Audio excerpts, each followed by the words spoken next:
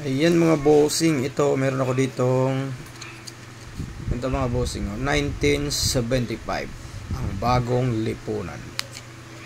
Ayan siya mga idol, ayan, 1,000 piso. Ayan, Republika ng Pilipinas. Ayan, 1,000 piso yan mga idol. Ayan, lapit natin na yan, 1,000 peso. Ito po mga idol ay 10 grams gold coin po ito mga idol.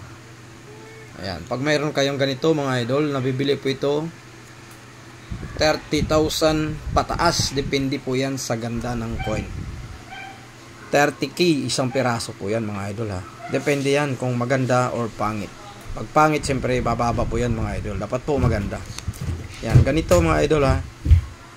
1,000 peso ang bagong lipunan 1975 na coin. Ito yung binibili yung ganitong mga items na kadalasan sa ating mga kolektor. At saka ito mga idol, ito si Douglas, ayan Philippines, ayan.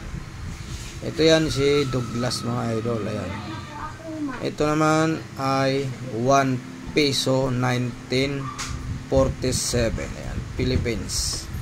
Pera ng Pilipinas noong 1947 mga idol. Isa po itong silver coins. At meron din siyang kapartner. Ayan. Meron siyang kapartner or seat. Ayan o. Ito naman ay 50 centavos. Ayan o. 50 centavos. 1947 mga idol. Ayan.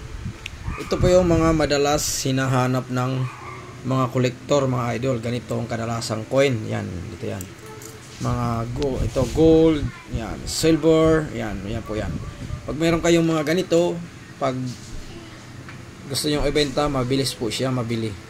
Hindi po yung ibang coin na kagaya ng mga 1972, 1974 or ano ba yun, 1984 yun. Yan po ay hindi po sila masyado nagkukulik. Hindi po sila masyado nagkukulik ng mga ganong coin. Ito mga ganito mga idol, ayan, madalas hinahanap ng ating mga kolektor. Pag meron kayong ganyan, ay napakabilis po yan bilhin or napakabilis ibenta mga idol. Kahit ako po ay bumibili po ako nito sa mga ganitong coin po. Ayan. Pag mayroon po kayo, huwag niyo po kalimutan sa akin mag-PM dahil bibilin po natin yan mga idol. Ganito ha, 30,000 isa pataas yung ganitong coin. Ito naman ay ayan, 1k isa pataas, depende sa ganda ng coin. Ito naman 500 isa pataas, depende sa ganda ng coin. PM lang po kayo mga idol pag meron kayong mga ganitong barya. Maraming salamat po.